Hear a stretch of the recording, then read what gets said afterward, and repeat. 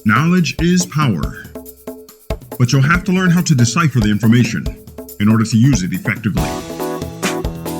Knowledge well. Informed conclusions are drawn here. And now, your host, Courtney Scott. Hey, good afternoon. Courtney Scott here with the third of the long list of recordings I was doing today. But so make sure that you go into the archives or on the playlist for today, January the 7th, 2017, to look at and examine the previous recordings. I'm going to continue, have a new article from my source Ken, who I refer to as Ken at least, and this is regarding the end times programming. Now it's very conspiracy orientated article. There's going to be things that I don't agree with, or maybe things in this that you don't agree with, but nonetheless very interesting things that we can take from this. As my mother always used to say, you eat the fish and throw the bones away. So take what you can from this and build your information database, and hopefully you get something from it. But anyways, the end times programming says this page outlines what I have come to call the Christ conspiracy. This is its definition. Christ conspiracy, the three-step globalist deception aimed at taking humanity through two antichrists and one new world order in order to bring about a global theocratic dictatorship ruled by a figurehead named Jesus Christ. The three steps of the Christ conspiracy are: number one, the introduction of a fake antichrist, which he has in parentheses here, Barack Obama. Two, the introduction of a fake Christ, quote, real antichrist, probably Vladimir Putin, on or about September 2016. And three, the introduction of the real Christ on or about September 2023. All times are according to current globalist plans and are subject to change. Module 1.4. January 2016, Obama the Antichrist and Divine Intervention in September 2016. Says, is the leader of the evil Western decoy New World Order the prophesied Antichrist? I was researching for a new entry on the bizarre pseudo-spiritual side of the New World Order. Their heavy promotion of ancient astronauts, UFOs, aliens, and disclosure, spiritual ascension, and the coming of a world, quote, savior king and his evil dialectic counterpart. When I came to a realization, Barack Obama is hitting enough of the general prophecy points that the globalists can spin him as the Antichrist. Before I go into how Obama is being stage managed to fulfill the end time prophecies, it is important to note that these prophecies come from men, not, quote, God.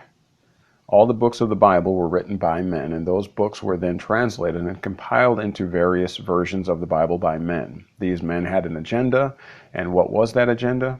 To make sheep of humanity so that they, the priests and scholars, could rule us as shepherds and fleece us. But put simply, these prophecies were written and compiled by the forefathers of our present-day occulted powers. And this being said, they are not divine predictions, they are scripts. Says, blame the black man, Obama the Antichrist.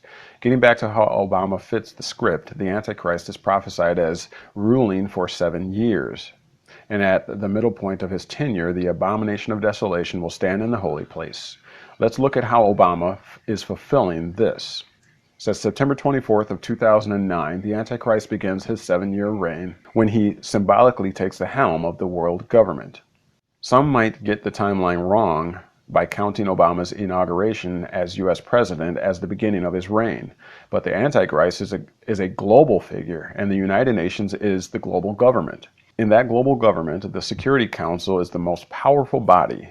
So when Obama sat as the president of the Security Council, that's when he symbolically began his global reign. For Obama to continue meeting the Antichrist deadline, the abomination of desolation would need to stand in the holy place 3 years and 6 months into his reign.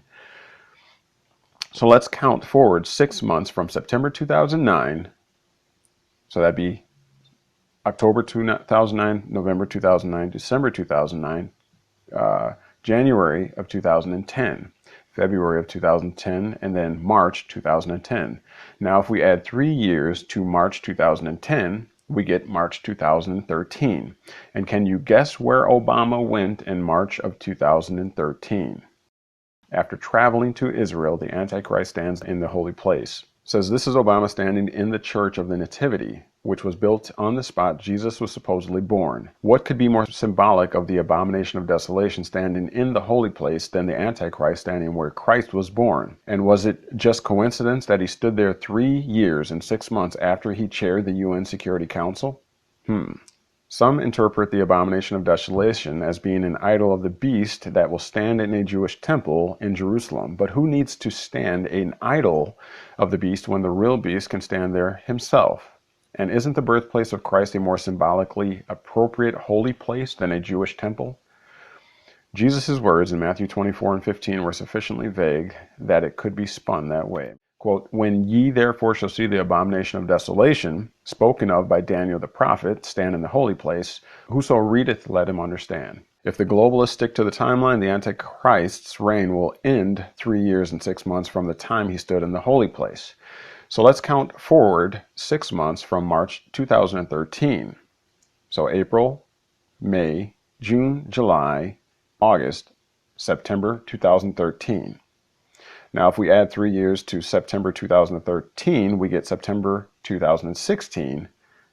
That being said, don't be surprised if the globalists stage a divine intervention and second coming of Jesus beginning on or about September 22nd of 2016. 3.5 years from the date that the Antichrist stood in Christ's birthplace, symbolically taking his place. Here is another article, rents.com. It's Obama, first U.S. president to chair UN Security Council. Never in the history of the United Nations has a U.S. president taken the chairmanship of the powerful UN Security Council. Perhaps it is because of what could arguably be a constitutional prohibition against doing so.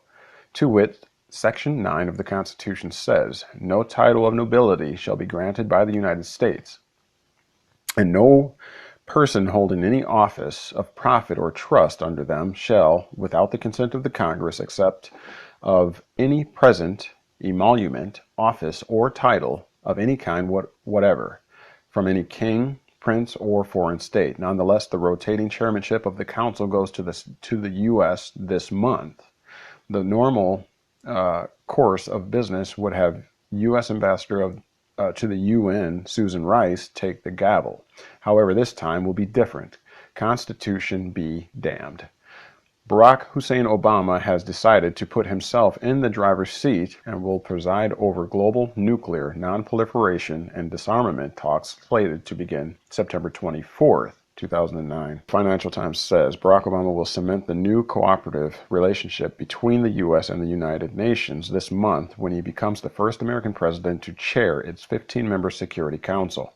The topic for the summit-level session of the Council on September 24th is nuclear non-proliferation and nuclear disarmament, one of the several global challenges that the U.S. now wants to see addressed at a multinational level. UN officials also hope a climate change debate on September 22nd will give fresh impetus to the search for a global climate deal at Copenhagen in December. There are also hopes of a possible meeting between Benjamin Netanyahu, Israeli Prime Minister, and Mahmoud Abbas, Palestinian Authority President, that Mr. Obama would host. Could lead to a breakthrough about a timetable for Middle East peace. So again, this article here with rents.com from, it looks like September 12th of 2009 says that this is unprecedented. It's the first time that the U.S. president has taken chairmanship of the UN Security Council. All right, it's going on to say, if you see the first shots of World War III fired as we approach September of next year, you'll know it's on. The phony divine intervention would occur in order to save the world from total destruction. Matthew 24 and 22. And except those days should be shortened, there should be no flesh saved. But for the elect's sake, those days shall be shortened. By helping to raise awareness of this scenario through this entry, I'm hoping that the occult powers will be forced to back off until they can set up another 7-year period that would impose a major delay on the full New World Order rollout. As we begin to look at more ways Obama fulfills the general prophecy points, it is important to note that there are myriad interpretations of the end-time prophecies floating about, and Christian eschatologists argue endlessly over whose version is the real deal. Given the intentional ambiguity utilized by prophets, fortune tellers, multi-millennial script writers, this is to be expected. Ambiguity leaves plenty of room for differing interpretations, just as it leaves the predictions flexible enough to be stretched to fit whatever actually ends up happening. Given all this ambiguity and confusion, the globalists need only fulfill the broad outlines and popular expectations of the prophecies. They can then spin a custom interpretation that explains away any biblical discrepancies. Let's now look at some more broad outlines and popular expectations that Obama is fulfilling. Prophecy point 1, the Antichrist will make a 7-year covenant with Israel, and which he'll start breaking in the middle. July 23rd, 2008, the Antichrist makes a covenant with Israel and the many leaders on both sides of the Middle East conflict to protect Israel and prevent Iran from developing nuclear weapons. It says Obama meets with Israeli and Palestinian leaders. Leaders on both sides of the Middle East conflict on Wednesday, pledging to protect Israel and prevent Iran from developing nuclear weapons. Let's see what else we got here. To see if he started breaking this covenant in the middle or 3 years and 6 months later, let's count forward 6 months from July 2008. So you have August, September, October, November, December, January 2009. And if we add 3 years to January 2009, we arrive at January 2012. So did anything related to the covenant happen in January 2012? Have a look at InfoWars article from the time. It says, is President Obama being blackmailed over Iran attack? It says in January 2012, Obama backed away from Israel and moved towards Iran. But what about the end of the covenant? Wouldn't you know it? That happened right on schedule. July 14th of 2015, the Antichrist makes a deal with Iran over their nuclear program, which the Israelis view as a violation of the covenant. So was it just coincidence that Obama made a deal with Iran exactly 7 years from July 2008 to July 2015 after his first visit to Israel? Was it merely coincidence that he pivoted away from Israel and toward Iran in the middle of the 7 years? The coincidences are piling up fast, aren't they?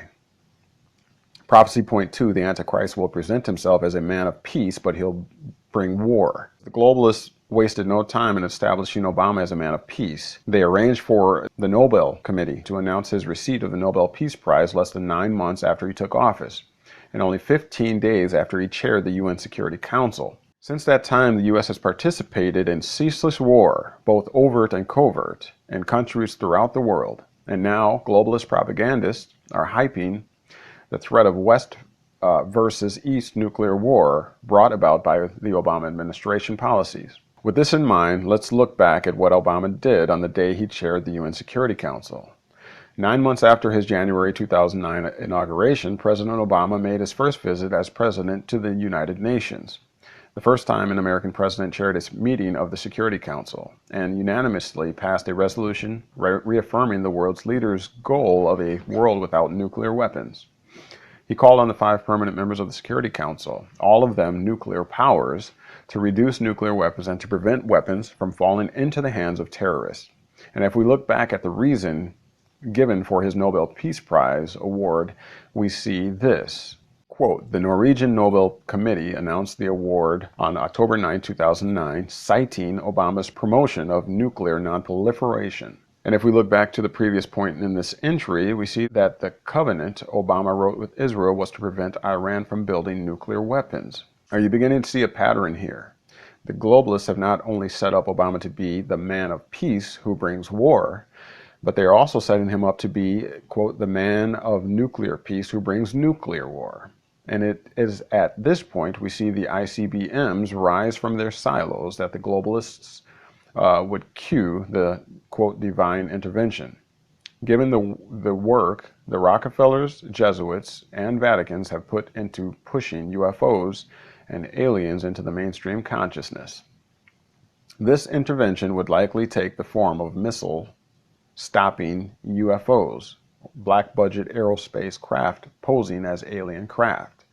Does this sound too far off to believe? I'm going to stop right there. I think that's an earful and a brain load, and I don't want to go too long on time, but I will continue with these articles, so you make sure that you stay tuned to Knowledge Well Media on YouTube here, and we'll keep providing you with information to keep you informed so that you can, of course, make an informed conclusion on what you believe.